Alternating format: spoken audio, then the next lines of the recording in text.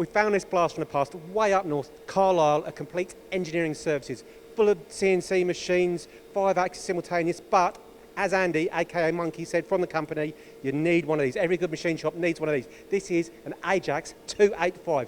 Why is it called a 285? Come back here, Chris, the cameraman. I'm going to work him hard again because 285 diameter from the saddle, so you can get some big bar in that. But also, when I say big bar, you're looking at, come on, back you go, Chris, come on, you're the cameraman here. 3 metres in length, but a little bonus, not only 3 metres in length, I understand it's gone even further now, over 4 metres, because if you can see me there, through bore there, now that will take bar up to 4 inches, which I'm reliably informed is 101.6 millimetres. If I'm wrong, blame Monkey from Complete Engineering Services. Now, moving on. Obviously, you've got steady there. Now, on here, you've got your tool post. I did try and move it earlier and failed miserably. No, I'm going to fail again, so we'll leave that as is. I don't want to break it. Complete Engineering Services will probably be able to fix it. Anyway, look at this. So, you've got your manual movement there on your Z, and there, coming across. You can pick that up, Chris. Come on.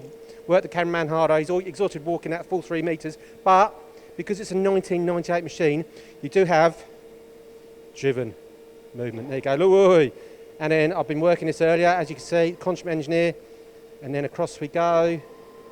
Look at that. And as Monkey said, as smooth as the day it was manufactured.